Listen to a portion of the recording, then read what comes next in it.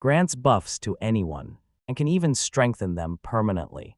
The dog could even talk after eating his food repeatedly.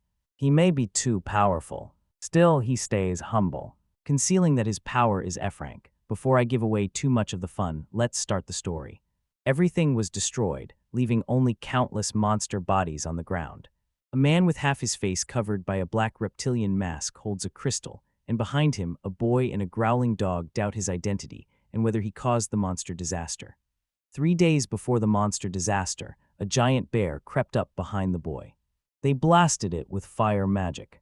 After the bear fell, sighing and clicking his tongue, he watched it steal his prey. He belongs to Yuri and is an F-rank hunter. Crouching, he watched the D-rank mountain bear. As an F-rank, he wouldn't earn a bounty even if he brought back its parts. Regarding the goblins, more than half of their heads have been crushed, so there's no way he's getting anything usable. He pulled out a knife and will at least take the ones that are still intact. After filling a bag, he used fire magic to burn the corpses. Use earth magic to bury them. After swallowing the bodies, the ground returned to normal, the cleanups complete, just as the guild's protocol required. Sitting on a nearby rock, he sighed at how much of a hassle it was. If it were a dungeon, it would absorb everything on its own. Pulling on his glove, he checked his watch. Only an hour remained before the city gates closed, and his stomach growled. He decided to eat later because he could still make it. Opening his magic bag, he pulled out a table, a stove, and a pot, revealing a whole kitchen inside. It was time to eat. He dug through his bag again for the ingredients but couldn't find them. Deciding to look inside the bag himself, he knew he needed to organize it soon, and finally he pulled his head out holding 2 bags of ingredients. Before long, he started cooking. The soup was hearty, filled with vegetables and meat. When the food was ready, he dug in, found it delicious, and insisted his cooking keeps getting better.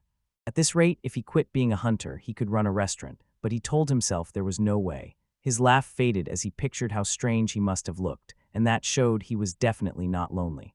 After he finished eating, they looked around as if waiting for someone. It should be about time. Right on cue, a dog stepped out of the bushes in front of him. Urus waited for him with a plate in his hand. The dog ran up excitedly, so Urus lifted the plate and only put it down after the dog calmed. As the dog ate with his tail wagging, Urus touched the claw marks on his back. The wounds looked fully healed, though his fur was still patchy, and since it did not bother him, Urus thought it was fine. Nearly a month has passed since he met this dog. The meeting happened after a monster hunt. A man came out of the shadows, badly injured, so another man treated his wounds and fed him right away. Since then, he appears as soon as Yura starts preparing food. Cooking has him completely hooked now. Noticing the bandage, he wondered if someone had redone it for him and thought it suited him well, then checked the time and realized it was getting late. He used purification magic on the tools, packed them into his magic bag, and told the dog to leave the dish as he headed back. Urus petted him when he looked confused, explaining it meant he would come back to see him again. He started walking away, then looked back at the dog that barked at him. Something was wrong. Now running at a normal pace wouldn't get him there in time, even if he used it. The tips of his hair shifted color when he used acceleration magic. Figuring it was safe since no one would see him at this hour, he dashed off at a brisk pace. This magic forces a specific motion for some reason, causing him to move this way. Even while making that odd sound, he had no idea why it happened. In Ryanel town, a guard told Julius the gates would be closing soon. He asked him to wait a bit longer because Urus still hasn't come back, and the annoyed guard said that since he was Urus's friend, he should tell Urus to be back before sundown. Julius spotted Urus running toward the gate and told the guard he had returned. Urus apologized for being late. Julius told him not to worry and to come inside, and he is a guard and a friend of Urus. Inside, the guard sneered at Urus and mocked how pathetic he looked, assuming he had been struggling with goblins again. Julius put his arm around Urus and laughed, saying the other guard was just on edge after a fight with his wife. The guard said angrily that he could hear him. Julius ignored him and asked about Urus's hunt today. It wasn't great because he was interrupted, and Julius laughed and patted him on the back. Apparently he ran into a high-rank monster, but it was good he made it back in one piece. Urus had to report to the guild, so he told Julius to stop by Ferris's shop and then call it a night. Julius sighed. Now on the night shift, he planned to visit Ferris during his break, so he'd better wait. Urus waved goodbye and said nothing more. At the guild, the other hunters mocked Urus. They called him the Goblin Slayer because he only hunted goblins. At this rate, he'd wipe them all out alone. Urus didn't care much and just said there was no way in hell that would happen. Approaching the counter, he was greeted by the guild receptionist. He handed her the bag so she could confirm the 13 goblins he had hunted. Slumping against the counter, he told her that monsters had been increasing lately while goblins were decreasing, which explained why his kill count was lower than usual. Grabbing a book that compared other hunters' reports, she flipped through it and confirmed more daring monster sightings lately, and this time a mountain bear wiped out a group of goblins, so Urus's earnings took a hit. Next he tried his luck and asked if he could get a reward for bringing back parts from a D-rank monster. Shirley immediately said no, that was not allowed. That made sense since it was the rule. Worried, Shirley asked if he had considered ranking up. Urus thought about it. E-rank and above required being in a party. She knew he was terrible at forming parties and thought it was a waste since he could easily handle C-rank hunts with his skills. Socializing wasn't his thing. Then a muscular man walked up and asked if he was still stuck hunting weaklings. It was Bagan, leader of the Azure Dragon Scale. An elven woman held his left hand, and on his right stood two men, a younger one with black hair and an older bearded man clad in armor. The black-haired guy pointed at Urus and asked how long he planned to leech off the guild. The elf woman laughed, calling him shameless for causing endless trouble for Bagan, and she was referring to the time he teamed up with them, which only happened because they ignored what he said. He warned him to be careful. The black-haired man cut him off, saying it was totally unexpected, and when they fell back he just stood there like an idiot. If Bagan hadn't been there, he'd be dead by now. Urus looked up at Bagan, who looked away. Something smelled fishy. Either way, Urus refuses to join a party. He won't let people like them hold him back. The black-haired man said a weakling who only hunts fodder shouldn't be running his mouth. Without joining a party, he'll stay in F-rank forever. Is he okay with that? Urus looked away. If it meant avoiding unnecessary hassle, he's fine with it. Bagan was about to lose his temper. An old man shouted for quiet and asked what was going on. Glingle, the guild master. He glared at Urus. The same man was back. Urus shrugged and said Bagan and his party started it. Glingle hit the stair railing in anger and warned him not to talk back. Silence soon settled over the first floor, leaving only Glingle's voice. He told Bagan he was late and that everyone had already gathered. Bagan apologized and asked his party to wait there. Glingle started walking away and told Urus he was coming too. Shirley seemed to understand and protested immediately. He said he would put the decision on hold, but then changed his mind and decided not to wait any longer. Before she could finish, Glingle cut her off and threatened her into silence, forcing her to do her job. Urus asked Bagan what was happening, but Bagan just told him to hurry and come. They entered a room to find Guildmaster Glingle sitting at the head of the table with the other hunters around him. Backed by the overwhelming support of their guilds, rank hunters, and acting under his authority as Guildmaster, Glingle announced that Urus has been permanently banished from their town. This caused him to exclaim in confusion. Meanwhile in the forest, the man with half his face, a figure wearing a black reptilian mask, stood in the dungeon. From the black liquid on the floor and walls, various monsters emerged. Soon he commanded an army of monsters to march out and destroy everything. Back at the meeting, Urus asked in confusion where the banishment came from. Geofford, leader of the Bright Hope Party, said he's only good at hunting goblins and that they didn't need that kind of hunter there anymore. Sir Wilhelm, leader of the Knights of the Dawn, heard that Geofford was so focused on hunting weak targets that it was messing up new recruit training. Glingle asked how long it had been since he became a hunter, and Urus replied it had been about a year. Most people rank up within 3 months and join a party, but Urus was still killing goblins aimlessly day after day. Because of that, he asked Rika to say it. Rika, leader of the Survey Corps, read the report. Over the past few months, goblin numbers fell to about 20% of last year's numbers. That drop made it nearly impossible for Glingleside to train rookies, so the Survey Corps used their collective authority to banish him. Ankh, leader of Shinphantom, admitted he had gone too far and said nothing more, not that he really cared either way, while Eiko, leader of the Shadow Corps, was absent and Bagon, leader of the Azure Dragon Scale, remained silent. Urus explained that goblins reappear whenever one is killed, so his hunting alone couldn't be reducing their numbers, but Glingle cut him off and insisted their numbers were clearly falling despite his claim. Urus had noticed more D-rank monsters lately and asked Rika whether she thought it was connected, and Rika turned away and stammered that she had not filed a report about it. Gifford noted that he's now just shamelessly shifting the blame. He had no data to back his claims, so it was all his fault. Their reasoning made no sense, and Glingle gave him 3 days' notice to pack his things and leave the city. The guildmaster and the leaders left Urus alone in the room. He probably wasn't cut out for this. Outside, Shirley waited anxiously. Bagan passed her and apologized, leaving her confused. He had just asked her to tell Urus for him, and she naturally asked what he meant. If he had anything to say, he should tell Urus himself. Bagan did not respond and kept walking away. Stepping out of the room, Urus saw Shirley, asked what was wrong, and she said it was nothing. Urus scratched his head and told her he was being banished, and Shirley apologized and kept asking them to reconsider, but they wouldn't listen. He told her not to worry because he had broken the rules and would take responsibility. Urus thanked her for sticking up for him, waved goodbye, and headed to Ferris's place because she'll close the shop if he doesn't hurry. Ferris, the waitress and poster girl of Diner Ferris, greeted him as he entered the shop. Urus sat at the table and apologized for being late. Ferris walked over, said there was no need to be polite, and served him his salad. She set a basket holding 2 jars of mayonnaise sauce from NASA's general store on the table. Urus had waited for this. Opening the jar, he poured some over his salad. The first bite sent him to heaven. It was that good. The flavor was rich with just the right tang and a creamy finish. NASA's mayo sauce really was the best. Ferris realized he really loved that sauce and said the mayo sold in his city wasn't the same, with the mayo from NASA's shop in the capital standing out. Regular mayo uses whole eggs, but theirs uses only yolks, which makes it richer and more flavorful. Seeing how happy he was, Ferris offered to order him more next time, but he refused because there would be no next time. Ferris was shocked to hear he had been banished from the city and demanded an explanation.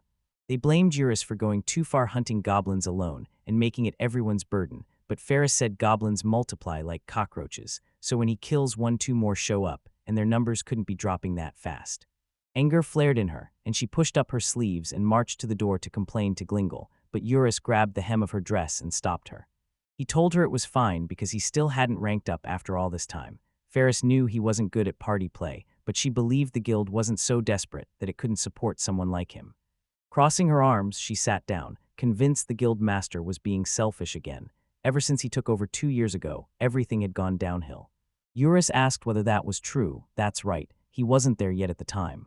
First, Glingle slashed budgets, fired half the guards, and then raised taxes. Their city hadn't had any monster disasters, but he was still cutting way too much. Does she mean monsters spilling out of a dungeon? That's right, there was a mid-scale one 2 years ago, and they predict the next won't hit for another 10 years. That explains why the budget was cut. Ferris told him not to sound impressed since he was the one getting kicked out over it. That was a fair point. Urus opened his notebook and recorded 13 kills today, bringing his total to 855 for the year. His 1,000 kill goal is slipping out of reach. Pointing to his notebook, Ferris said he'd been meaning to ask about that odd mark. It was just how he kept track of kills. Each one represents 5. When you group them like this, counting becomes easier. Ferris thought it was cool and asked if the shape meant anything. Urus learned this from his village elders. The symbol stood for what is right or just. She asked which language it came from. When Julius suddenly appeared behind them asking for food, he stabbed his steak with his fork after he learned Urus would be banished in 3 days. Ferris said it was ridiculous no matter how you look at it. Julius agreed that Urus had been doing a great job and the old man just didn't like him. Now the old man was going too far. Julius and Ferris stood up and marched to the door to protest, but Urus grabbed them to hold them back. Meanwhile, Rika sat in the forest writing reports. A subordinate reported finding 10 orcs, 3 mountain bears, and 2 gargoyles in the northeast forest. As Rika suspected, monsters ranked D and above have surged. Hearing noises coming from there, she turned her head. They hid behind the bushes to watch what was happening. They came across a horde of monsters roaming the forest. Color drained from her face at the sight. This could be extremely bad. The next day, 2 days before the monster disaster, Urus went into the forest to meet the dog. He handed him a basket of sandwiches he'd made that day and said how he'd found the mayo he'd been looking forward to, so he'd used it right away. Urus watched the dog dig in. It was probably the last meal he would ever make for the dog, so he should savor every bite. The dog cocked his head in confusion, and Urus explained he himself had been summoned to a guild meeting yesterday and kicked out of the city. This was likely the last time they'd see each other. Before he left, he needed to find a way to thank everyone who had helped him. The dog stared at him, leaving his plate half empty, and Urus asked what was wrong and whether he was already full when a voice suddenly asked if he was going somewhere.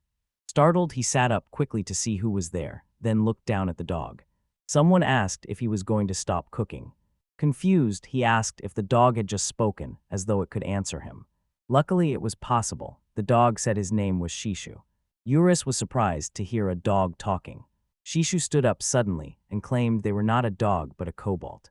Facing each other, they sat with their arms crossed. Urus still could not believe that Shishu was a kobold, a magical beast. It was completely different from the kobolds he imagined. It's just a cuter version of them. Noting he had never seen a kobold here before, he wondered if he was alone. Shishu looked down solemnly. A griffin had killed his whole family, leaving him the only survivor. The mention of the griffin triggered a familiar memory in Yuri's. Shishu confirmed his suspicion. That was the moment he saved Shishu. Urus saved Shishu when Shishu was near death and gave him plenty of food, so Shishu wanted to repay Urus. Urus tried to calm him, asking if his name was Shishu and who the master he had been calling earlier was. Shishu pointed to himself. His name meant glutton in the kobold language. He then pointed to Urus to show that master meant the person he chose to serve. Urus chuckled, seeing why he was named that way, but even if he said he wanted to serve him, Urus was leaving town and would no longer be able to see him, so Shishu would just come along. With nowhere else to go, Urus made up his mind. Standing up, he reached out his hand to Shishu and suggested they travel together since they were alone. Shishu agreed immediately, and they shook hands. Urus wondered how he had suddenly started talking. Shishu didn't know. After eating Urus's food, he gradually began to understand the language. The food belonged to Urus. Could he have been unconsciously putting buffs in them? A buff is a type of enchantment magic that increases allies' combat power, agility, or poison resistance, but he never expected it would let him talk to a kobold. Excited, Shishu cheered as his master seemed like a great mage. He was not that impressive, but it did not matter. They needed to head back to town and prepare for the journey. Since it was risky to take Shishu into town, he asked him to wait outside, and Shishu agreed. Looking up, Urus saw black smoke rising from the direction of the dungeon. Shishu asked what was wrong, but Urus stayed silent. A bad feeling came over him, as if a magical beast was nearby, and because he could sense magical energy, he figured it pointed toward the dungeon. Shishu called to Yuri's again, and Yuri's looked back, smiling like it was nothing. Then started to leave. Back at Diner Ferris and Julius sat across from each other talking about Urus. Julius wondered whether they could accept leaving things as they were, but there was nothing they could do since Urus had already decided. Julius would never stand for that. Urus is too kind-hearted and is only saying it because he does not want to cause them trouble. They could do nothing because he'd already been kicked out of the guild. At that moment, a voice told them he still hadn't been kicked out. That was Shirley. She explained that even if the guildmaster exiled Urus, he still has his hunter license and can join another guild in a different town. Julius jerked to his feet, knocking his chair back and challenging Shirley about letting this slide, pointing out that Urus had done nothing to deserve being kicked out, and Shirley was not okay with it either, but as a clerk she had no power to act. Urus was a genuinely good guy. When he first arrived in their town, he saw Julius' little brother being bullied by some punks and stepped in to help. They've been best friends ever since. Ferris did not know that, but that was why he really wanted to do something to help Urus, and he wondered whether there was truly nothing they could do. Before Shirley could answer, Urus stepped out from behind and asked what everyone was doing there. They tried to find a way to help him, but Urus told them not to worry. Ferris was about to protest when Urus set his magic bag down and began rummaging inside. He had something for all of them. Urus pulled out a small refrigerator for Ferris. She wondered what it was and how he had even gotten it. The magic box was larger on the inside than it looked, and time stood still inside, so she could store large amounts of fresh food for a long time and use it in her shop. Shirley cut in, pointing out that the magic box and even his magic bag were high-end items. Urus said he had made them himself, and since they were free, there was no reason to hesitate to take them. A pocket watch was handed to the surprised Julius. Someone stared at it in awe. This looks very high-end too. I wonder if he made it as well. Urus agreed and rummaged through his bag. He had returned while still in the village, so that expression was unnecessary and it wasn't a big deal. Julius spotted a button in the center of the watch and asked what it was. Urus stopped him from touching it. He explained it was for the future and said that if someday he ever finds himself with no way out, he can press it. Julius asked what happens if he presses it. Urus just replied that there will be a way out, which confused Julius. Urus said nothing more, reminded him not to press it unless it was really, really serious, and then handed Shirley a small bag. The amulet was his own work. An old man in the village taught him how, and people say it brings good luck. That was vague because he wasn't sure what to give her, and she accepted his gift gratefully. With no regrets left, he was ready to say goodbye. Julius was surprised he was already leaving, and Ferris kept saying they'd figure something out, so there was no need to rush. In the village, Urus's grandmother always said to strike while the iron's hot, and he's getting kicked out anyway. Shirley asked if he had anywhere to go. Of course he did. A traveling merchant had told him about a fishing village far to the south where they served a raw fish dish called sashimi, and he was eager to try it. Only smoked and dried fish were available around their town, yet he is so optimistic. They escorted him to the city gate and said goodbye. Urus waves goodbye and walks away. Meeting Shishu outside, the three watched him leave. Worry gripped Shirley over Urus' one-sided banishment, since the guild would not allow it, and Glingel's decision made no sense. Glingle watched Shirley enter the guild. With her out of the way, one more troublemaker was gone. He did not want anyone in this town who opposed him. He then turned to Rika, asking what her report was about. Rika fidgeted nervously as she told him the number of monsters had been abnormal. Glingle, tired of her stuttering, told her to just say it. Rika thinks this could be a sign that a monster disaster is coming. They had a massive disaster just 2 years ago, so it should not happen again for another 10 years. Rika said the magical energy around the dungeon was increasing, so they should raise the alert level just in case. Glingle ignored her. She was well paid and had no reason to complain. This is impossible, Rika had to act. The day before the magic beast disaster, Cabos, an elf in Bagan's party, laughed with women from other parties. When Shirley unexpectedly came up to her, she asked to be connected to Bagan because she had something to ask him. Cabos frowned and said Bagan was busy and didn't have time to waste on someone like her. Shirley stood her ground and intimidated her, so Cabos finally agreed. Shirley walked into Bagan's quarters and found him drinking liquor. When he asked what she wanted, Shirley didn't answer and told him Urus had left town yesterday. At one point he apologized to Urus, didn't he? What did he mean by that? Bagan downed his drink and insisted it had nothing to do with her. Stubborn Shirley said she would be the one to decide that.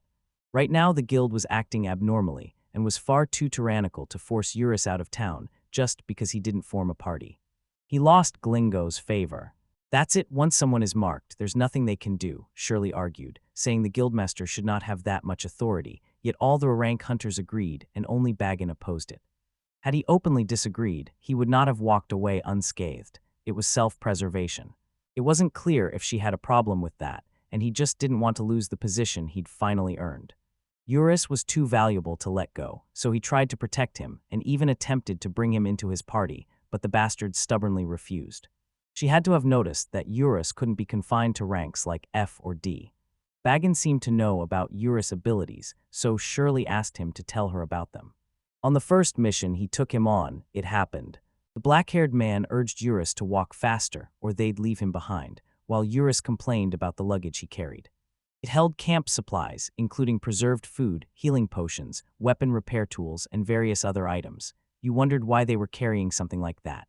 Bagan answered, normally this doesn't work on A-rank hunters like them, but this time it's part of his training.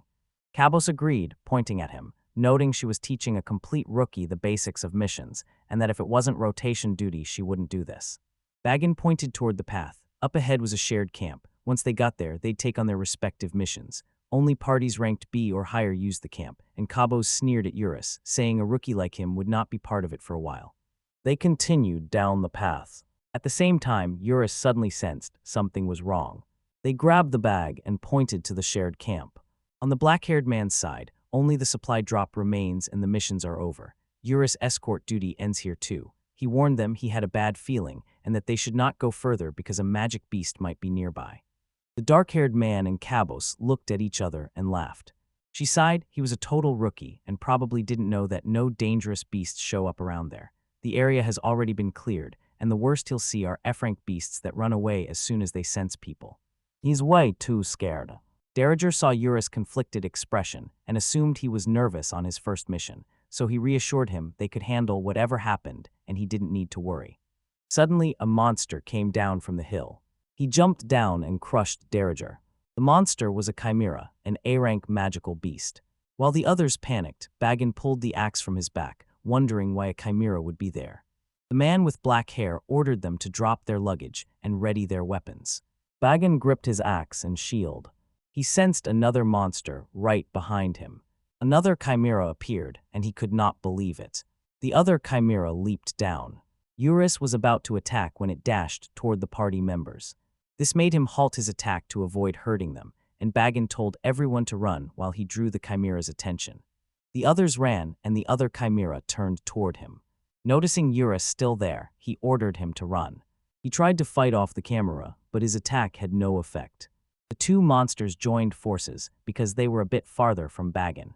Now able to use his magic, Urus jumped towards them, blowing them away, and wind magic sliced through their bodies. Urus plopped down on the ground. Bagan stood in shock as his party peeked out of the bushes and asked if their leader was okay. They came out of hiding and gasped at the severed bodies of the chimeras, just as their leader expected. Others assumed Urus had frozen in fear and scolded him, though she had actually been the one who fought them, and he did not correct them because he was sure they would not believe Bagan's story. On top of that, he kept it secret from them. Bagan had no idea whether he was mocking them. Either way, his skills were undeniable, and it was a shame to simply hand him over to another party, especially an E-rank or D-rank one. It doesn't really matter now that he's been kicked out. No wonder he hid the truth, because if this got out, your dragon-scale party would be a complete disgrace. She could say anything she wanted. Urus never joined a party anyway, so eventually Glingle would have turned on him and driven him out. Now Shirley understood the situation and realized Bagan would not help her against Glingle, so he apologized that he did not want to end up like Urus or Shirley, leaving her confused about what he meant. Rika ran as fast as she could because she had to talk to Shirley. Bagan wondered if she had not yet realized it. Glingle kept her only because he feared backlash from her supporters. Otherwise, she would have been gone long ago. Don't go against him. Glingle is a powerful man, appointed directly as master by the royal capital. Shirley could not listen any longer and left his quarters. Outside, she was deeply worried about what would happen to the town her father protected. She can't just stand by and do nothing. At that moment, Rika, who had been searching everywhere for Shirley, ran up to her. Panting heavily, she tried to explain, but her panic left her unable to form words, so Shirley calmed her and asked what had happened. At last, Rika warned her that a magical beast disaster was coming. The day the stampede happened, Shirley handled the guild on her own. She ran back and forth while hunters called for her help in different places. After the chaos eased, Shirley leaned on the counter, exhausted, and Gifford approached. She straightened and apologized because the other staff were all on vacation, which made things rough. He leaned in and whispered that she probably didn't have time to question the guildmaster because she was so busy. Gifford smirked at her expression and asked why she was so surprised, saying Glingle already knew about her defiance. Shirley backed off in disbelief while Gifford kept going. She did not think everyone taking leave at the same time was a coincidence. Glingle knew exactly what she was thinking. Shirley asked why the guildmaster was doing that. Gifford thought that since she was a good, honest girl, it was better to keep her trapped than to kick her out outright. He sneered at her, reminding her she was the former guildmaster's daughter, and taunting her about her town being taken over. She wondered why Glingle would do this. It was simple. They just wanted a comfortable life in this peaceful town, with light work that paid well, a top hunter position, and no stamps, and as long as Glingle liked them, their lives were set. That's why they didn't want anyone poking around where they shouldn't. Just as she was about to protest, G4 forced Shirley to accept it. They would not mistreat her, because she loved the town her father had protected. She slapped his hand away and said there were signs of a stampede, so they had to move quickly. Jaifer did not believe her and said she could not seriously trust that coward. Rick makes no sense. A stampede had happened 2 years earlier, so another was unlikely. Shirley tried to speak, but Geofford glared at her for being persistent and warned that if she kept stirring things up, she'd be driven out of town too. Almost no one supports her anymore, and meanwhile at the city walls, 2 guards spotted black smoke rising into the sky. Inside the dungeon, a man wore a black reptilian mask that covered half his face. They stood beside the dungeon's core, gazing at the crystal that gave off a powerful magical essence. It shot up into the sky. The guards couldn't believe what they were seeing. Thick black smoke filled the sky. Julius, one of the guards, knew what it was. A stampede broke out. Guards quickly rang the bells. Everyone who heard it was surprised. Julius shouted at the top of his lungs, shouted to warn everyone that a stampede had started and to order all personnel to prepare for defense. Gifford didn't understand what was happening and asked what the commotion was about. Shirley pushed him away. They pushed open the guild's door and saw a black sky overhead. Within that black sky, countless magical beasts began to appear, come out and land on the ground. The guard captain could hardly believe what he saw. The number of beasts was wrong. None of them had ever seen a stampede this big before. He ordered Gilius at once to contact the Hunter Guild. They were interrupted when another guard called for their attention while, pointing at the sky, monsters were carried by magical winged beasts. They're coming in from the sky. He ordered them to grab their arrows and shoot them down, but the monsters had already gotten past them and an A-rank magical beast, an ogre, landed inside the city. It landed before the guards, who quickly evacuated the civilians. Jayaford thought it had to be a joke because they weren't told a stampede wouldn't happen, and Rika and Shirley had warned them over and over. Shirley rushed back to the guild and into Glingle's office to tell him a stampede had started and to ask for orders. Glingle remained rooted to the spot. She approached him and saw he was sweating heavily, insisting this wasn't supposed to happen. Shirley insisted it was real, and that when a stampede happens, the guild master must lead the hunters and guards, so he had to prepare immediately. Glingle recoiled, slapped her hand away, and said stampedes weren't supposed to happen for the next 10 years, so this must be a mistake. Shirley told him several beasts had already entered the city, but he ignored her and insisted it couldn't be true, saying that was why he had chosen his town. Have her handle it instead. Gilius entered the guildmaster's office to ask for orders and saw Shirley slap Glingle. As a guild master, he was a disgrace. Let him stay there and cower in fear. She walked out the door and asked Gilius to watch Glingle and make sure he did not run away. She went down to the guild's first floor and, acting for the guildmaster, ordered the hunters to gather their party members, get their gear, and assemble at the front gate. They all stood staring at her in a daze, so she shouted for them to move and they panicked. Gifford stepped up to her and asked what was going on and what had happened to Glingle. After abandoning his duties, Shirley asked if he would disgrace himself further by fleeing. Wilhelm's companions found him and told him a stampede had started, urging them to prove their chivalry by showing those beasts the courage of knights. Wilhelm remained motionless in his chair. Then his party members grabbed his shoulders. This caused the armor to fall apart. He'd already run away and set up his armor to hide it. Shirley headed to the city's front gate, where guards were fighting an ogre, while Jayaford trailed behind asking what she was doing, but she ignored him and kept walking toward the fight. The ogre roared, sending the guards tumbling away. Shirley picked up the sword and shield the guard had dropped. They close in on the ogre, and when it notices her, it raised its fist to strike her. She parried the ogre's fist with her shield, dislocating its wrist. The ogre let out a pained scream. Taking the chance, Shirley sliced off its other arm. Hiding behind the wall, Gifford could not believe what Shirley had done. Monsters were attacking the entire city. Baggin and the other hunters fought them off, unsure what was happening. Shirley ran up onto the city walls and asked the guard captain about the situation. Turning to her, he asked where Glingle was, and Shirley explained she would take command in his place because he was not coming. The guard captain could not believe Glingle would abandon his post out of cowardice. In any case, they'll be fine with Shirley there. He asked her to look at the horde of monsters approaching to invade their town. The stampede was on a scale they'd never seen before, and they didn't have the forces to hold them off. Shirley thought they still had time before the enemy's main force arrived. They had to deal with the advance party that had already broken through and prioritize evacuating the citizens. The guard captain wanted to, but he didn't have enough soldiers and pointed to the side. On top of that, they had only one ballista. Shirley was surprised by how many ballistas they had, and he said it was because of Glingle. He blamed obsolescence and budget cuts, leaving them with minimal equipment and staff. That mother trucker. They should have known it would come to this. They've already sent a fast horse to the Royal Capital's Regional Defense Force, but it won't arrive in time. They had no choice but to mount a full defense. Shirley seized a sword and ordered the guard captain to prioritize civilian evacuation, position his men, and build defensive barricades on the bridge. Hunters will engage the monsters at the front gate. Soon, defensive barricades were set up on the bridge, and the hunters stood before the closed gate. Shirley said they will stop the main force of magical beasts from entering the city at the front gate. Cabos and the black-haired man from Baggin's party cut her off and asked why a receptionist like her was taking command, since the guildmaster wasn't going to, and Baggin was right there. Soon all the hunters were complaining loudly, but the old man from Baggin's party ran off. He suddenly shouted that the Valkyrie had been reborn, and everyone fell silent and turned to him, the moment he had waited for, when she would rise again as the Valkyrie. Fellow party members asked what was wrong with him, since they did not remember him being that kind of person. He only scolded them. They have been in town for only 2 years and wouldn't know. Shirley is actually the former guild master's daughter, and there's more.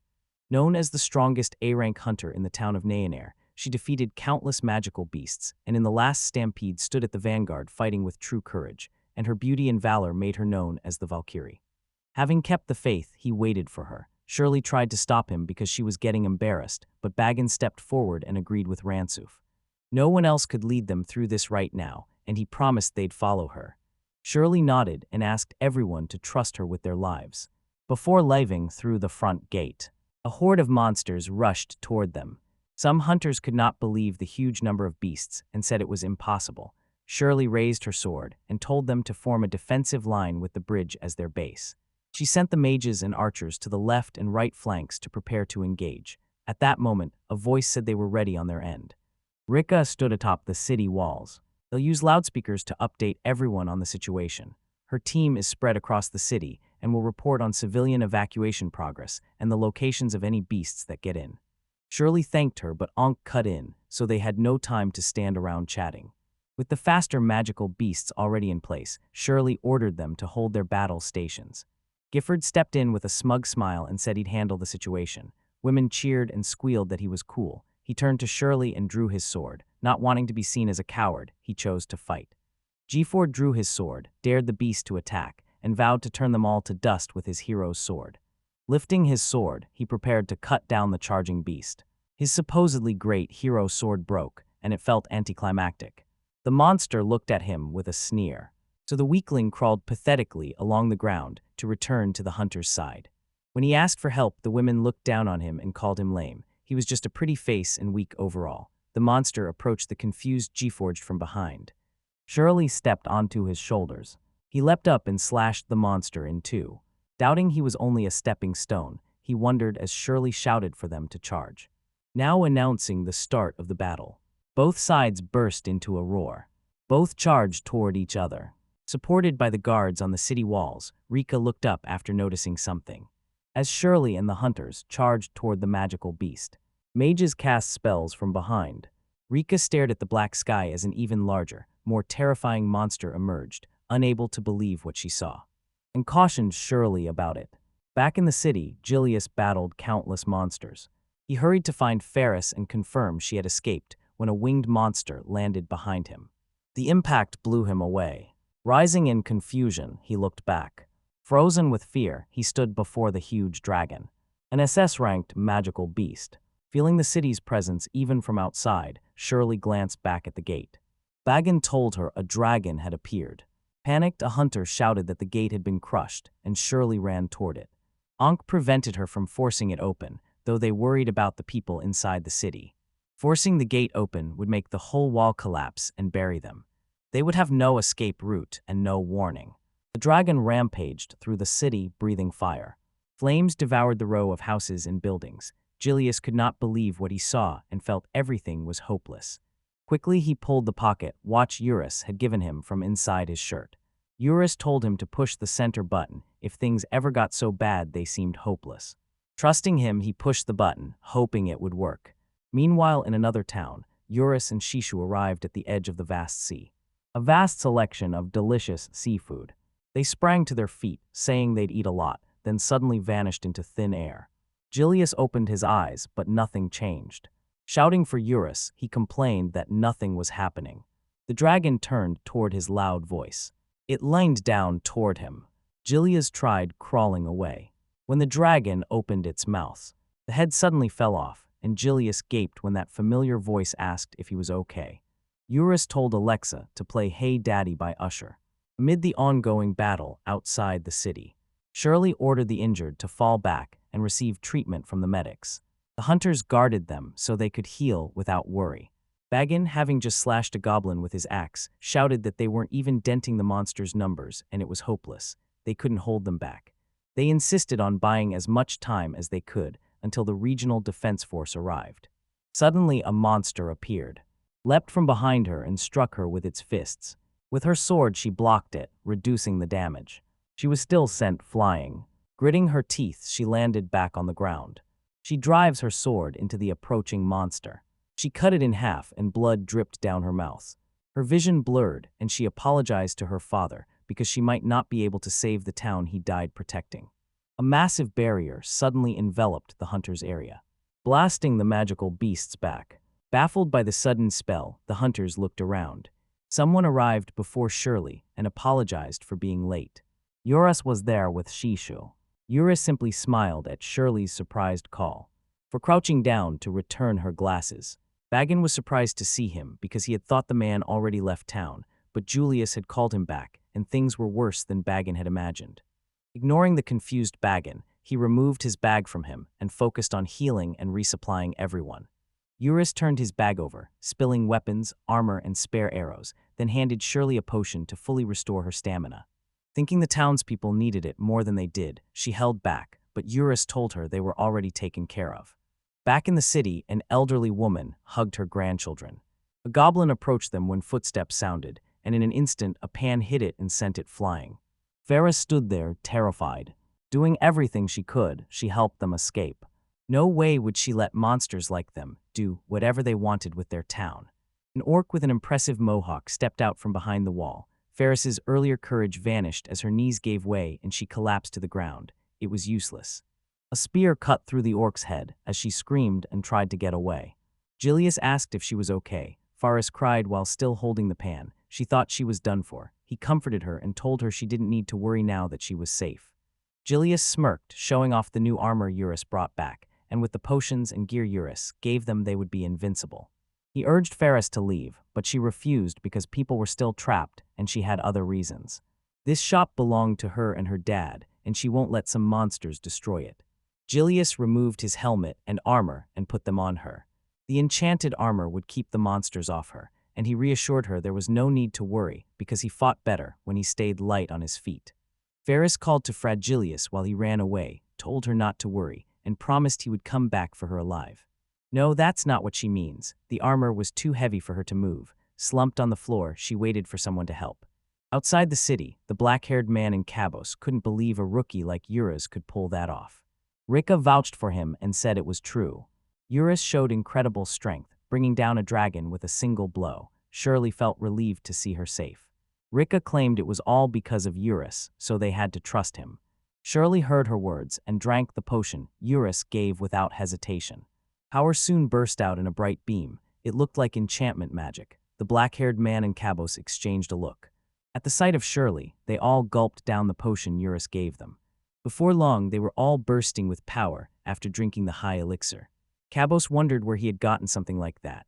The people in Urus's village had taught him how, so he had actually made it himself, but they did not believe him and thought he was lying.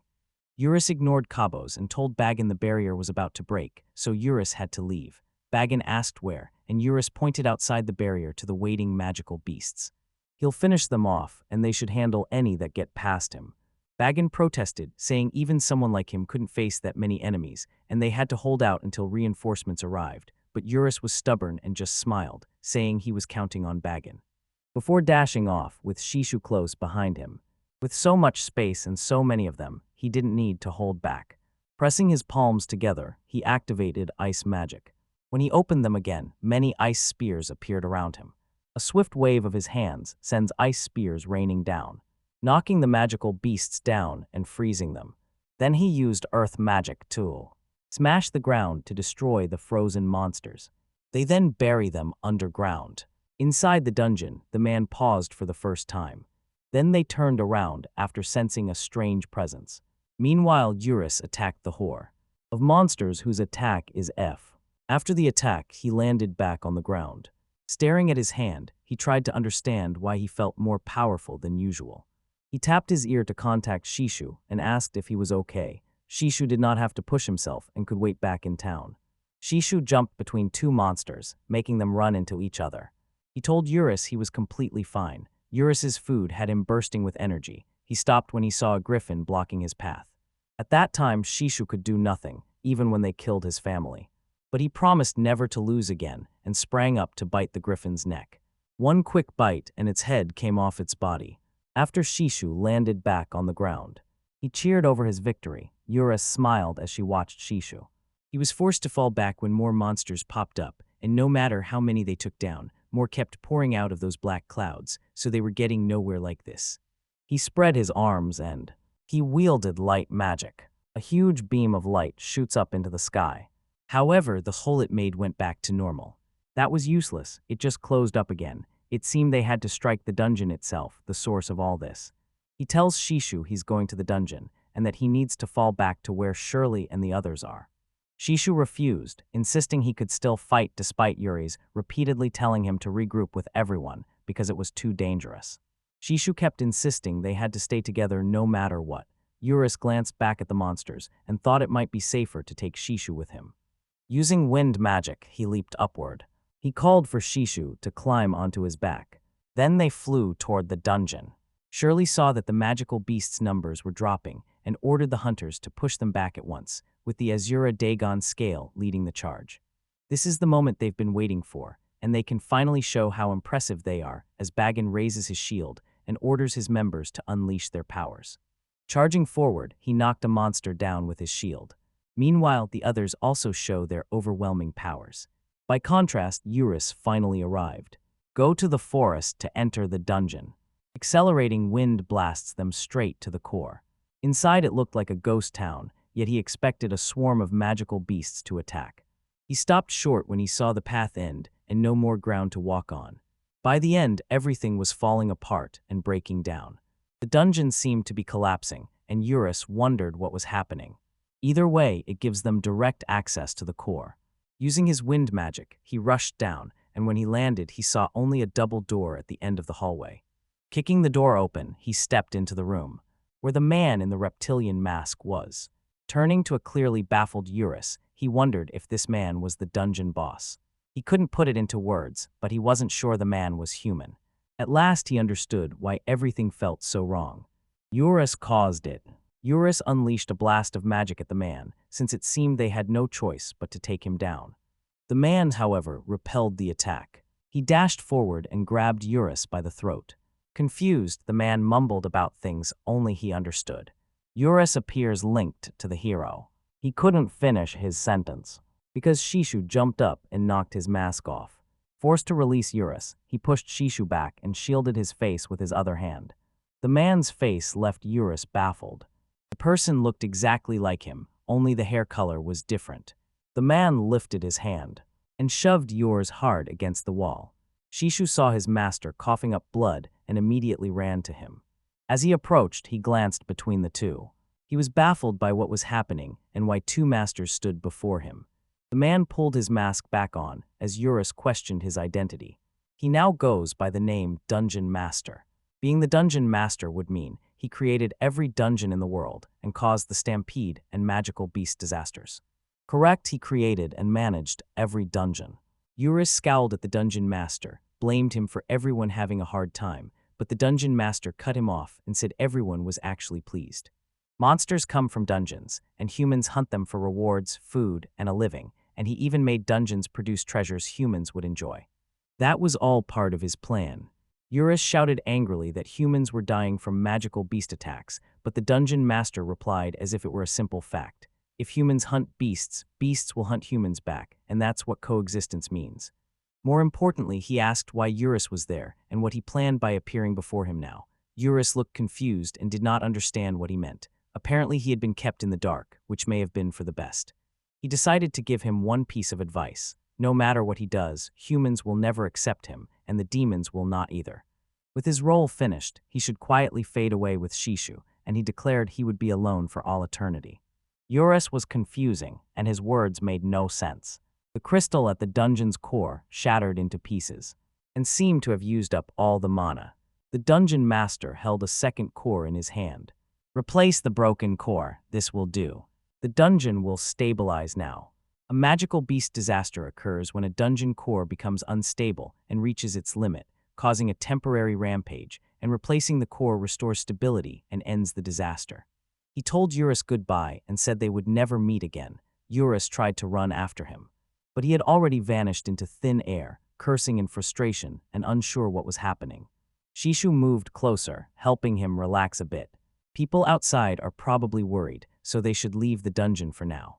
Back outside, Shirley looked at the monsters' bodies around them. They wondered whether it was all over. When the black sky cleared, the hunters cheered, relieved they had stopped the disaster caused by the magical beast. Bagan approached Shirley. They claimed it as their victory when they heard Shirley finally relax and collapse on the floor. From a distance, she felt very glad. From the hilltop, a woman wearing a half-mask watched the scene, wondering what had happened. Everything appeared to have been handled. She is Eiko, leader of the Shadow Clan. A man stepped up behind her and asked about the situation. From what he could see, the magical beast disaster was over. He suggested they regroup with the city's defense force for now. Shishu urged his master Urus to move faster. They rushed through the dungeon door. That were closing soon. Breathing hard, they watched the dungeon door close from the outside. Urus couldn't believe the collapsed dungeon was repairing itself. They had nearly been crushed or trapped. In any case, they should head back. The man Eiko had been talking to and his group reached the city's front gate. Hugh Aldrich is the commander of the Regional Defense Corps. He arrived in response to an emergency request, but they had already taken care of everything. Shirley introduced herself as a clerk from the Hunter Guild. Meanwhile, the Azure Dragon Scale members, especially the black-haired guy in Cabos, bragged they could handle all the monsters themselves. Hugh ignored them, turned to Shirley, and asked to speak with Glingle, the guildmaster. Julius replied when Hugh asked where Glingle was. Jumping down, he slung Glingle over his shoulder like a sack of rice and threw him to the ground. Tied up, Glingle angrily threatened Julius, and Julius just told him to shut up because Glingle had actually tried to run away, so Julius had to tie him up. Glingle rose, saw Hugh knelt, and asked him to arrest the so-called traitors. For daring to rebel against the guildmaster, they should all be exiled. Shirley tried to explain immediately that there was a reason, but Hugh raised his hand to cut her off and said it was unnecessary, which saved them the trouble. Pulling out a letter, he arrested Glingle for allegedly forging the royal decree that appointed a guildmaster. Originally, he was meant to be guildmaster at Went on the continent's western side, so why was he in Nunir? Hunters around him began whispering among themselves as Went identified the rundown farming village. Hugh went on. He had just heard that Glingle tried to flee during the unprecedented monster disaster. Glingle insisted it was a misunderstanding and asked Hugh to hear his side. Fine, he will hear him out at the royal capital's high court. Then he ordered one of his men to put Glingle on a horse. They did exactly as he said, and Julius watched in disbelief, unable to accept that Glingle was a fake guildmaster. Hugh dismounted his horse and walked over to Shirley. That was the battle maiden he'd heard about, and when he asked if she had led the defense this time, she said yes. As expected of the daughter of former guildmaster Albert Drinton, Nyanir's reconstruction must start immediately, but there is no guildmaster to lead it. Using his authority, he named Shirley Drinton acting guildmaster and asked whether she had any objections. She glanced back at the hunters, unsure if she truly deserved it. Everyone was smiling, and Bagan even told her it suited her. In the end, she agreed. Hunters cheered. She caught Urus's eye in the crowd. He gave her a thumbs up. It made her smile right away. Led by acting guildmaster Shirley, reconstruction of Neonir began, and 2 weeks had passed since then. Julius was confused when he heard Urus would be leaving town. Urus decided it was time, and Julius asked why since his expulsion had already been revoked, but Urus only smiled and did not answer. Heads turned when they heard people approaching. Shirley and Ferris were there. Julius was surprised to see Shirley in her new outfit. Everyone in town said that now that she was the guildmaster, she had to dress the part. Ferris sighed. Shirley couldn't set a good example while still wearing her receptionist uniform. Urus praised Shirley, making her blush. Proud, Ferris told them that Shirley would likely become the official guildmaster because the master who had been appointed preferred the peaceful town of Went, where there are no major monster hunts, and declined the post. That explained why the guildmaster and Neonir positions were vacant. Hugh Aldridge of the Regional Defense Force then gave her a strong recommendation. Julius was pleased to hear it. With Shirley as master, the town would be in good hands.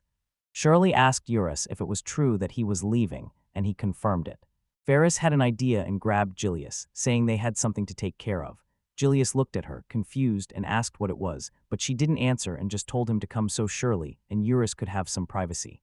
Dragged by Ferris, Julius waved goodbye to the two, and Urus quietly waved back with a smile. Shirley sat beside him. She had personally revoked the expulsion order from Glingle, so he didn't need to leave town, and Urus knew it. The day he left his hometown and arrived in Nyanir stayed with him. Everything he saw and everyone he met felt new. It was a struggle at first, but he found work and hoped he could finally settle down. Things did not go his way. He He kept getting into fights with other hunters and caused her a lot of trouble. In that moment, he realized how little he still knew about the world, its people, and the monstrous beasts. A frown crossed his face when he remembered the dungeon master. So he decided to set out on a journey. For now, Narrant was where he planned to go, his original plan and a good place to start. He still wanted to eat sashimi, and Shirley understood, so she handed him a letter. Anticipating he might do it one day, she prepared. It was a letter of introduction from the guildmaster of Neo-Neoyer. This should make his hunter registration in Narrant go smoothly. Urus thanked Shirley and slipped the letter into his magic bag. Shirley told him to ask there for a girl named Ninya, whom she was sure would take good care of him. She then handed him a bag of gold coins. This is his reward for taking part in the monster beast catastrophe. He had defeated well over 1,000 monster beasts, and honestly that amount wasn't nearly enough for what he did, so they planned to pay the rest in installments. As an F-rank hunter, he was not eligible for a reward, but she used her authority to temporarily suspend the rule, so it was allowed. Urus took only 1 gold coin, said that was more than enough, and will donate the rest to the town for the reconstruction fund, since she is already short on money because of Glingal. Shirley objected, saying they'd recovered most of the taxes Glingal had unjustly collected and were getting funds from the royal capital. Urus cut her off with a smile. He immediately understood what he meant. She promised to put the money to good use, gratefully. A bell rang, cutting through their conversation.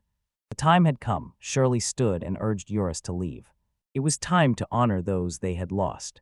Alongside the hunters, she stood before the countless graves. The catastrophe caused by a monstrous beast took many lives. Survivors will never forget the tragedy and will keep moving forward. They do it for all who were sacrificed. Urus paid his respects and then set off. He asked Julius to use the pocket watch he had given him to call if anything happened. Julius remembered something and pulled Urus a little farther from the women because he planned to confess to Ferris. They had grown much closer after the whole mess, he thought, and if they married, he wanted him there to celebrate with them. Urus nudged him and promised she would be there, and behind them Ferris asked what they were whispering about. Julius said it was nothing, nothing at all. Bagan came over and asked if Urus was leaving town. It was true, but before anything else, he wanted to apologize for all the trouble he'd caused him. Gan told him not to be a fool. He should be the one to apologize. He knelt and apologized to Urus. It surprised even his own members. Knowing some of Urus's true strength, Bagan stayed silent because he wanted to recruit him into the Azure Dragon Scale, so he could not prevent his expulsion. He knelt and said this was the result. The catastrophe caused all this damage because of him. None of this would have happened if he hadn't been so wrapped up in his own stupid pride. Urus gripped his shoulder and told him he was wrong. His fighting style put his allies at risk, so he found it easier to work alone. He never explained it properly. Even though he knew hunters should help each other, he told everyone to leave him alone and said he'd handle it on his own. He forced his selfish ways on everyone. They survived the monster stampede because no one gave up. It wasn't Bagan's fault, and Urus wasn't the only one who saved the day. Bagan held his hand and apologized to him and to everyone.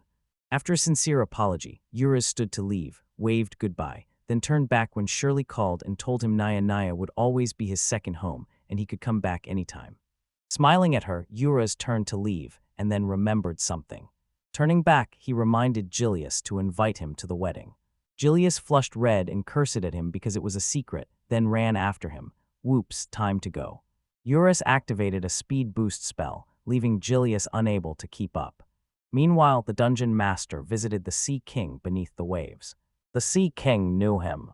He scoffed at how far he'd fallen and called himself the dungeon master.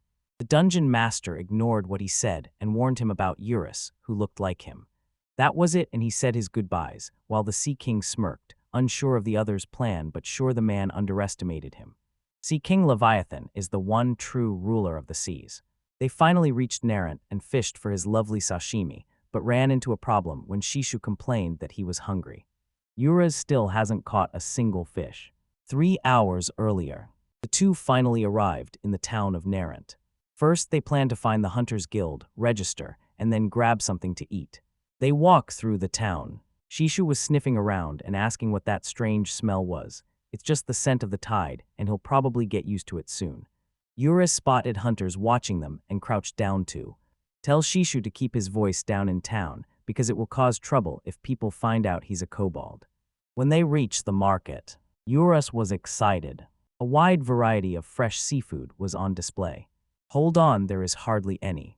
Urus stepped up to the vendor to ask about the sashimi everyone in town was raving about. The vendor watched him with folded arms. They noticed he didn't seem local and told him they don't serve fish to outsiders.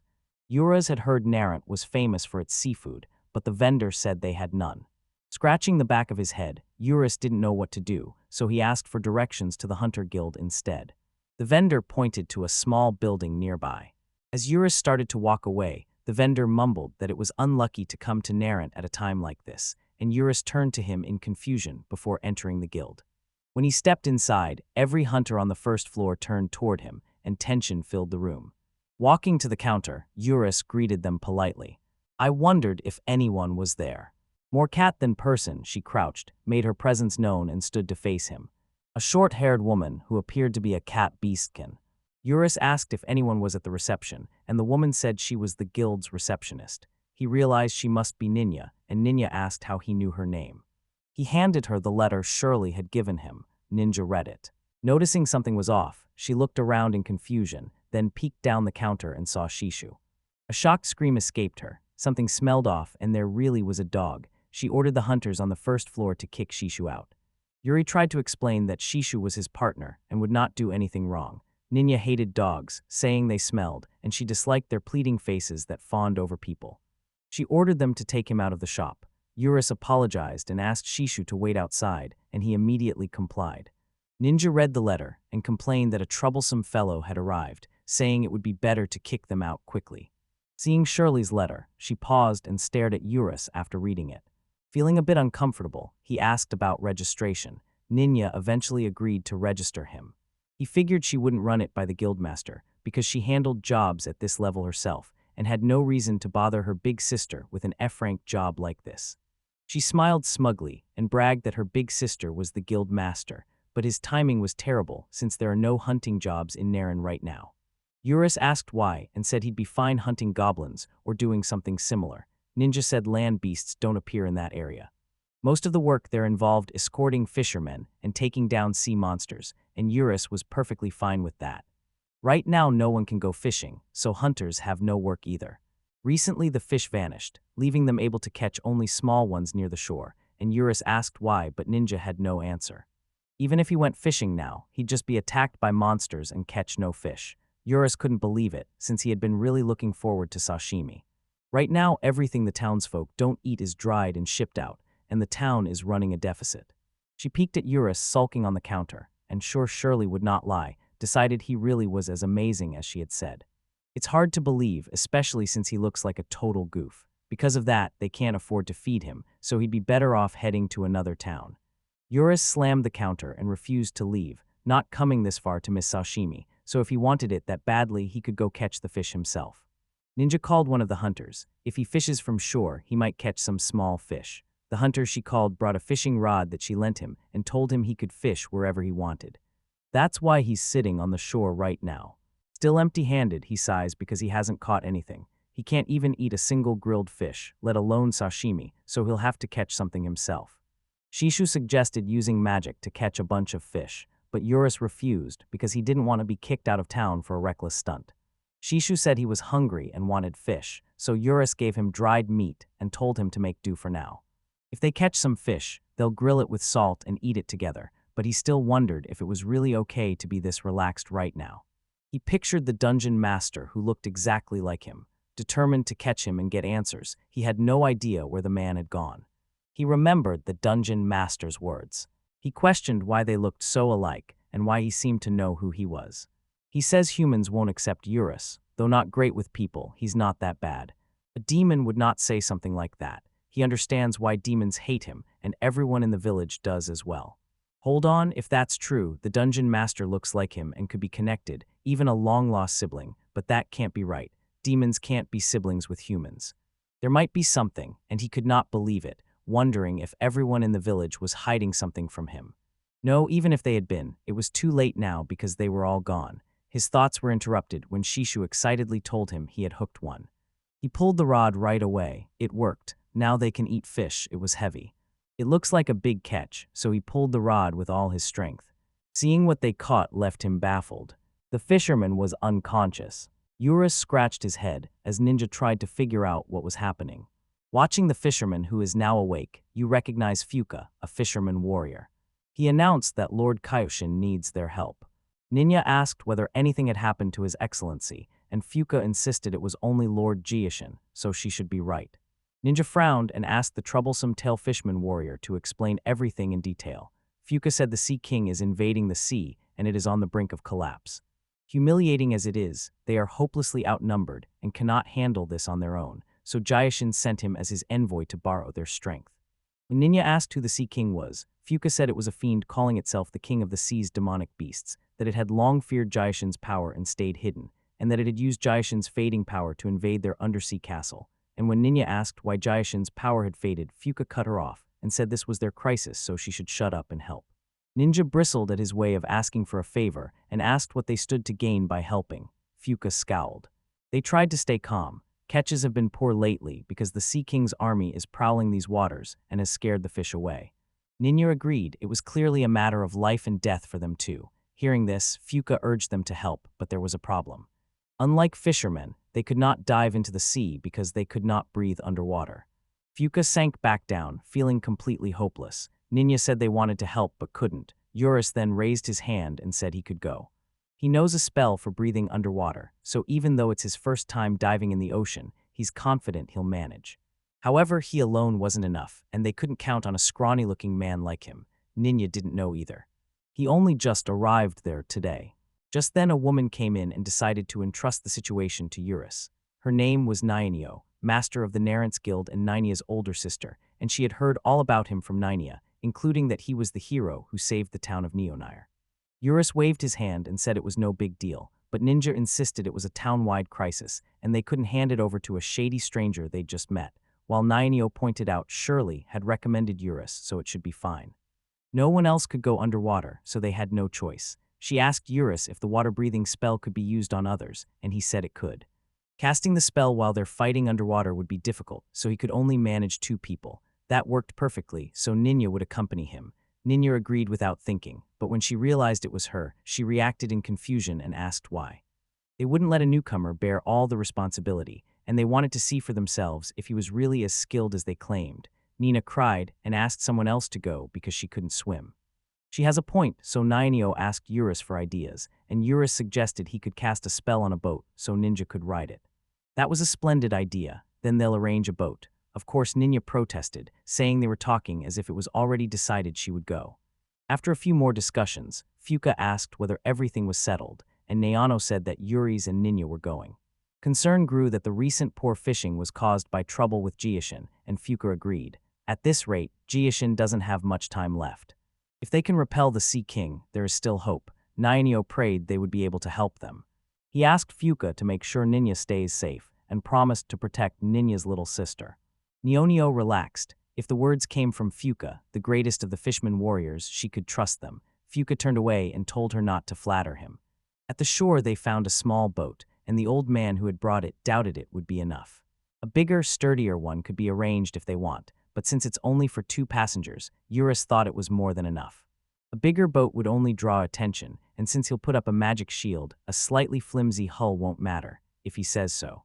Urus pointed at the boat's motor and asked what it was, and the old man shot back, almost mocking, if this was his first time on a boat. He explained it was a magic-powered outboard motor. When he inserts a magic stone, it spins continuously and propels the boat forward. It's convenient that it runs on magic. Fuka held the rope tied to the boat's bow and asked if all he had to do was pull it to guide the boat. That's right, they'll be counting on him. Ninja boarded the boat, saw Shishu, and asked why he was on board. Urus told Shishu to wait in town, but Shishu just stared back and didn't move. Urus decided that since he would not leave it was probably for the best, told him not to overdo it, and they set sail. Urus wrapped the boat in a magic shield as Fuka pulled it under the water. Nyanya waved to them. They thought the hero who saved Nyanir, Urus, could be the catalyst they needed for that plan. With Fuka guiding them across the ocean, the shield held up without problems, so they were good to go. Ninja worried it might not be safe and could be crushed to pulp, so Urus reassured her not to worry. He had already cast water breathing on her, so even if the worst happens she won't drown. She would prefer there not be a worst case, and Fuka warns they are about to enter an area where Sea King minions roam, so they should move quietly to avoid being seen. Urus looked around, and as they went deeper the light faded and the inside of the ocean was fascinating. He is annoyingly carefree. Ninja clasped her hands and hoped they would reach the undersea castle safely. It looks like that won't happen. The gods have plainly said not today, child. Urus asked Fuka for an update, and the Sea King's minions have apparently spotted them. Urus scanned the area. Darkness kept him from seeing, then Fuka shouted to speed up the boat. Something suddenly struck their magic shield. Ninja panicked when they saw what looked like a giant fish and scolded Fuka for not warning about dangerous things prowling around. Fuka told them it was coming again. Urus said he would handle it, so he should keep going. Before swimming out of the magic shield, he cast a spell on the boat's motor. Urus's spell on the motor was accelerating magic, causing the boat to speed away. Shishu called to Urus. Urus reassured him that he'll catch up later, and she should look after Nynia while he's away. Left alone in the darkness, Urus could barely see. Looking around, he felt a vibration behind him. Turning around, he saw a giant fish with its mouth open, ready to swallow him. After getting away, Fuka looked around. They seemed to have lost their pursuers. Nynia glanced back toward Urus as he jumped out alone and worried about whether he would be okay. Shishu reassured her that Urus would be fine because he is very strong. She was about to ask why he could talk when Fuka announced their arrival at the undersea castle. Fuka dropped anchor. He told the two to wait there while he went to find Urus. To his surprise, Urus had already returned, not even sweating. I'm relieved he's safe. When he ran out on his own, Ninja feared the worst. Fuka asked how he escaped that giant fish, but instead of running, he fought it and beat it. He caught Urus off guard and swallowed him, but Urus used ice magic inside its stomach and tore it apart. Then you thought that was insane. That gave Urus a feel for underwater combat, and when he began to walk away, Fuka called out to him. He had underestimated Urus, who stayed behind for his comrades, and thought him a true warrior who deserved respect. Urus thanked him, though it was no big deal. Nynia abruptly approached him and questioned him about Shishu. She did not seem like a normal dog after hearing him speak.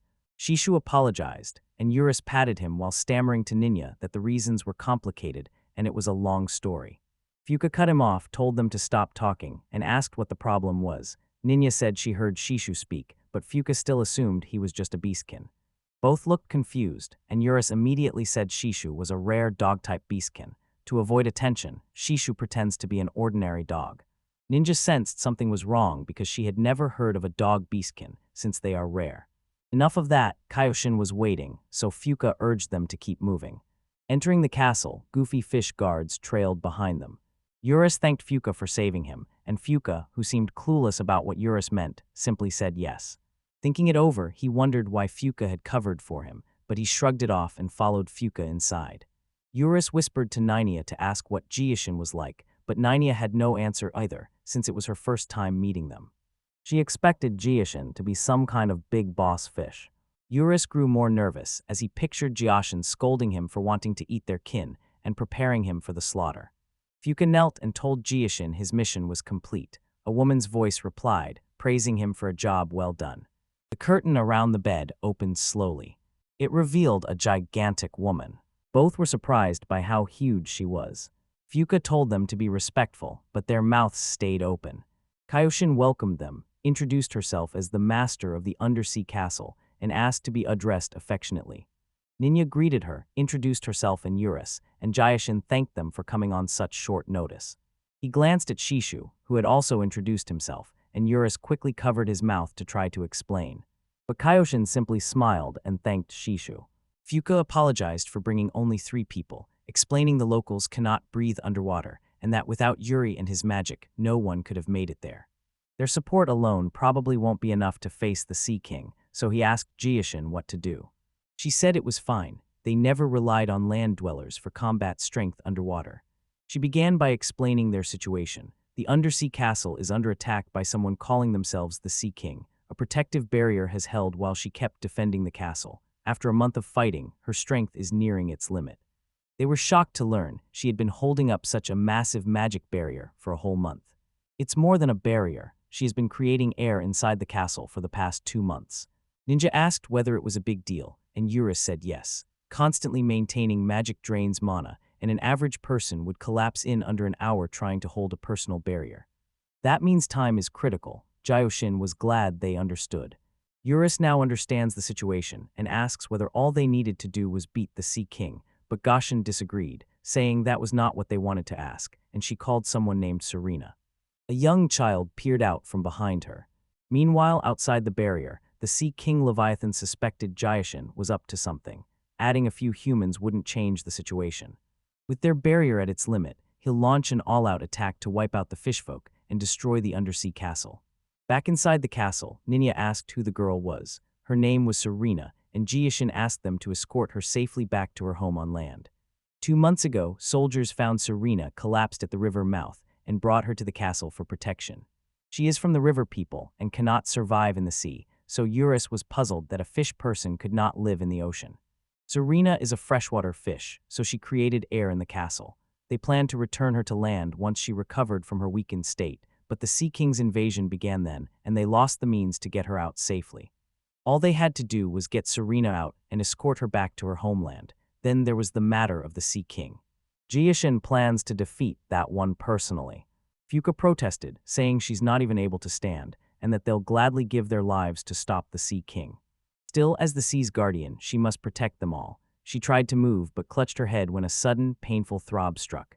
Convinced it was entirely her fault, Serena apologized. Jioshin told her it was her choice to bring her there. Therefore she accepts full responsibility. Ninya asked Urus if he could help. Fighting the Sea King posed no problem, and he would find a way, but he did not want to trample on Jioshin's firm resolve. Thinking it over, Shishu suggested giving Jioshin the potion he had given everyone in Naenir so she might regain her strength.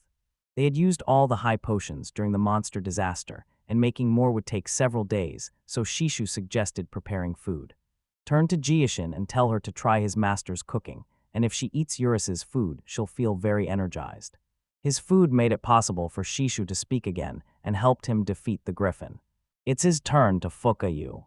They asked to use the kitchen in the undersea castle. Before Fuka could answer, the entire castle began to shake. Leviathan unleashed countless breath attacks while laughing at Jioshin's weakening magic barrier. They will rush in together and devour both Jioshin and the fishfolk. All the fishmen warriors stepped outside with their weapons in hand. To fight the Sea King's minions, they had to buy time for Jioshin to recover and protect the undersea castle at any cost. Fuka is counting on Urus to pull this off. Urus, along with Ninya and Shishu, was led to the undersea castle's kitchen. They were greeted by the head chef, an anglerfish-like member of the fishfolk. She looked even more like the Lord Jioshin he had imagined. The head chef asked if he would cook for Jioshin by himself. They questioned whether he could handle it, since none of their equipment can be operated by a single person. She's right, that pan was absurdly large. Even so, they had to cook in several batches, because Jioshin eats a lot. Urus must use several kinds of magic at once. Crouching, he noticed a fire on the stove. He was surprised to learn they used fire because the place was usually underwater. She pointed at a magic device on the ceiling. Eating only raw fish would get boring, so they used Magitech to supply air to the kitchen and dining hall. That surprised Urus. They had no problem eating their own kind. The head chef looked dumbfounded. She suddenly burst into laughter, patted Urus back, and said he said the funniest things. Land dwellers eat cows and pigs too, so it was exactly the same for them. Ninja still didn't understand why Urus was the one cooking. Apparently the food he makes grants buffs. In short, it restores stamina and mana, boosts attack power, and has other effects, and Ninya suggested he use healing magic if he can heal people, which made Urus scratch the back of his head, but the only healing magic he knows is a basic spell for treating minor wounds. The buffs from his cooking appear to be an unconscious effect, and Ninya grew increasingly distrustful after his vague answer, but Shishu insisted it was true and said that is how he learned to talk. Regardless, the Sea King's attack has already begun. He'll start cooking now too. Led by Foucault, the Fishman warriors kept fighting outside the barrier. He ordered them to form a solid defensive line and not to pursue anyone who retreated. Their sole objective is to defend the undersea castle. If Kaifshin recovers, they can easily turn the tables, but until then they must hold out and do whatever it takes. Back in the kitchen, Ninja asked which ingredients Urus was using, since a human-sized portion wouldn't be nearly enough. The head chef said they have some seafood on hand, but resupply has been difficult since the Sea King's attack, and Urus won't be using any of it. Having never cooked fish, he wouldn't know where to start. He used what he had on him because he always carried a huge supply of ingredients and never had to worry about food. Ninja asked where it was, and Urus told her to just watch. To succeed, he'll need fire, wind, water, and physical magic, and he can do it. He opened his bag and shook it to free its contents. The food he kept inside. He cut the vegetables and meat into bite-sized pieces, started the magitech, set the heat, and added plenty of oil. Ninja asked what he was working on. Clearly it was a stir-fry. That was all, and it felt underwhelming. Urus apologized but had no real reason to expect more. They had no time left. Even if the cooking is rushed, the result will be the same. Leviathan laughed outside. As he predicted, Jayashin refuses to show herself. Her need to keep that magic barrier up must be wearing her down.